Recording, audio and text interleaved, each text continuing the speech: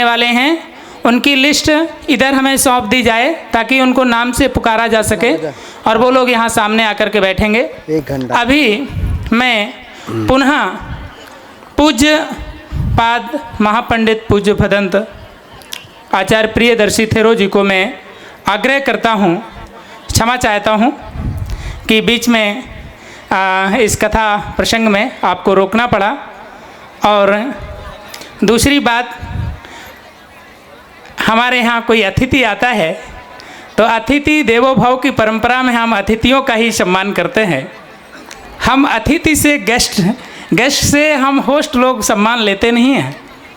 तो हम अपने अतिथि को ही अगर मंच से उठा दिए, मुझे ठीक नहीं लगा और मैं इसके लिए भंते जी से क्षमा चाहता हूँ कि हम अतिथि का सम्मान करते हैं। अब हम अतिथि से सम्मान ले भी लिए हैं तो मुझे लगता है कि ज़रूर वो हमारी भावनाओं को समझ सकेंगे कि हमारी भावनाएं उनके प्रति बहुत ही आदर की हैं, लेकिन फिर भी हम उनसे आदर ले भी लिए हैं। सो मुझे लगता है कि वो अपना स्नेह ज़रूर हमें देंगे। सो पूज्य भंते जी से मैं पुनः आग्रह करूँगा कि इस बुद्ध चरित्र का जो महत्वपूर्ण प्रसंग है, पूरे त्रिपिटक में बुद्ध वचन में 2 ऐसे सूत्र हैं जो बहुत ही विशाल बृहद सूत्र हैं और इन बड़े सूत्रों के कारण जिस ग्रंथ में इनको संकलित किया गया उसे दिग्ग निकाय कहा जाता है। दिग्ग निकाय का मतलब है जिसमें दीर्घ बड़े आकार के सूत्रों का संग्रह है। तो ऐसे 2 प्रमुख सूत्र हैं। भगवान बुद्ध का प्रथम सूत्र है वो है धम्मचक्र प्रवर्तन सूत्र। भगवान बुद्ध का प्रथम सूत्र कौन सा है? बातें मत करिए, आपस में बातें मत करिए। आप हमारे साथ बात करने आए हैं कि आपस में बात करने आए हैं? हाँ, आपस में। किसके साथ बात करने आए हैं? हमारे साथ कि आपस में बातें करने आए हैं? हाँ, तो हमारे साथ ही बातें करिए। तो मैं पूछ रहा हूँ भगवान बुद्ध का प्रथम सूत्र कौन सा है? हाँ, पीछे से आवाज़ नहीं आ रही है। हाँ, तो भगवान बुद्ध का पहला सूत्र का नाम है धम्मचक्र प्रवर्तनाय। और यह धम्मचक्र प्रवर्तनाय भारत सरकार में आप देखिए, जहाँ राष्ट्रपति महोदय बैठते हैं उनकी चेयर के पीछे लिखा रहता है धम्मचक्र प्रवर्तनाय। तो भारत देश जो है वह संवैधानिक तौर पर बौद्ध राष्ट्र है। संवैधानिक तौर पर क्या है? हमारे बाबा तो पहले ही उसको बौद्ध राष्ट्र बना गए हैं, लेकिन उसमें लोग क्या चाहते हैं? कुछ परिवर्तन चाह रहे हैं। तो ये जो धम्मचक्र प्रवर्तन है, ये धम्मचक्र प्रवर्तन सूत्र क्या है? तो हम सब के जीवन का मुख्य उद्देश्य क्या है? हमारे जीवन का उद्देश्य क्या है? हम सभी के सभी दुखों से मुक्त होना चाहते हैं। होना चाहते हैं कि नहीं? कोई अपने जीवन में दुख चाहता है क्या? नहीं चाहता है। तो जो बोधिसत्व होते हैं, जब उन्हें संसार के दुखों को देखते हुए संसार पर करुणा जागती है, तो वह उस करुणा के कारण इस संसार को दुख से मुक्त करना चाहते हैं। तो इसलिए बुद्धों का जो मुख्य उपदेश है वो क्या है? इस संसार में दुख है ना? जन्म आपके हाथ में नहीं है, प्रियों से बिछड़ना भी नहीं है, बुढ़ापा भी नहीं है, मृत्यु भी नहीं है। आपके नियंत्रण में है क्या? जन्म से मृत्यु तक आपके हाथ में क्या है? कुछ है। कर्म आपके हाथ में है। क्या है आपके हाथ में? कर्म। तो इसलिए जब कर्म है, तो इसीलिए देखिए कि जब भी कोई बौद्ध परंपरा का कार्यक्रम शुरू होता है, कोई बौद्ध धर्म की दीक्षा ग्रहण करता है, तो सबसे पहले उसे क्या करना पड़ता है? शरण गमन। उसे शरण जाना पड़ता है। तो सुरक्षित शरण स्थान क्या है? बुद्ध धम्म संघ, ये हमारी शरण है। बुद्ध धम्म संघ मेरी शरण है। और इस शरण में जाने के बाद हम शील ग्रहण करते हैं। ये शील कर्म है। ये शील क्या है? शील कर्म है।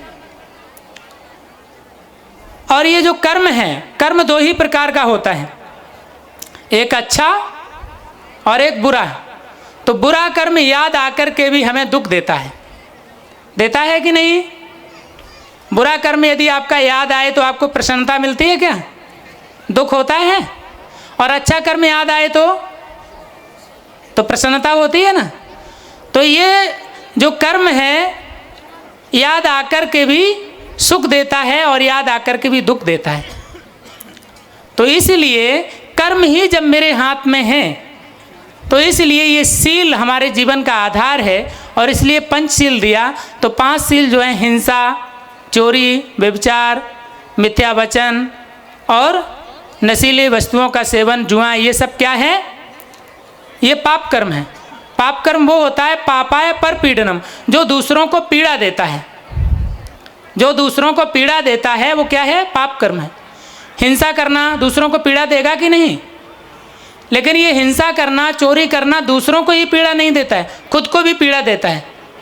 आप किसी की हिंसा करके आएंगे तो क्या सुख से सोएंगे? चोरी करके आएंगे तो क्या चैन से नींद आएगी आपको? नहीं आएगी ना। आपके माता पिता, घर के सदस्यों को क्या बहुत ही प्रसन्नता होगी, खुशी होगी, गर्व महसूस करेंगे? नहीं करेंगे ना। तो ये जो पाप कर्म है ये दूसरों को भी पीड़ा देता है और खुद के लिए भी पीड़ादायी होता है। और इसलिए कहा है सब पापस अकरणं।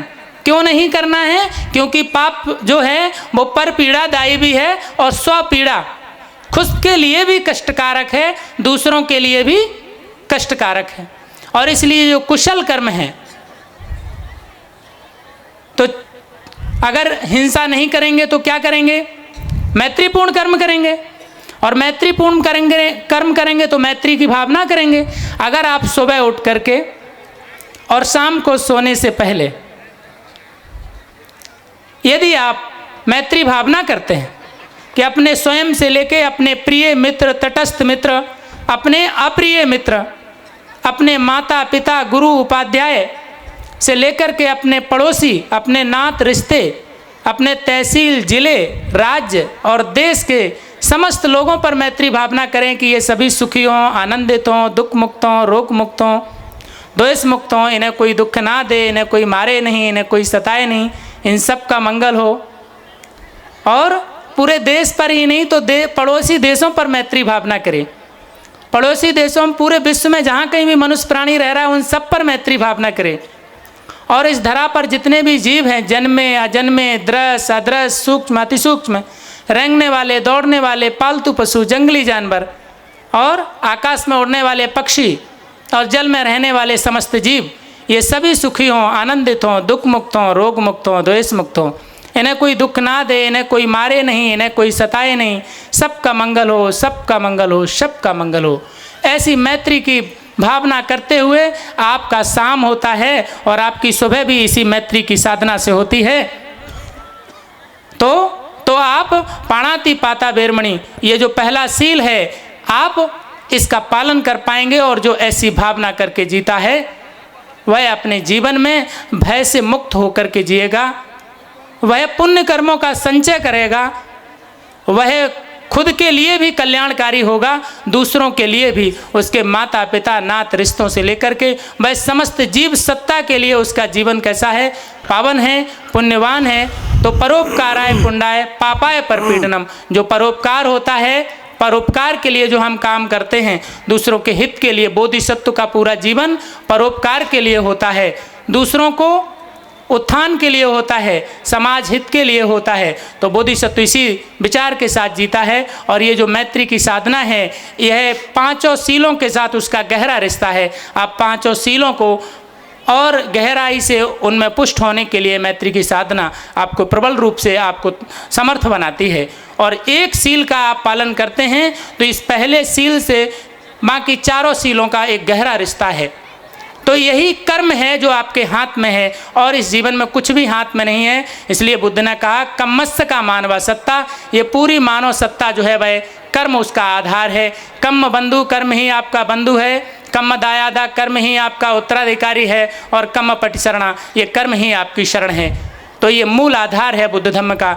तो इसलिए ये कर्म जो है ये मूल आधार है। इसलिए हर कार्यक्रम में हम तिसरण और पंचशील को ग्रहण करते हैं, क्योंकि ये जो शील है यही हमारे हाथ में है और जन्म से अंत तक हमारे हाथ में और कुछ नहीं है।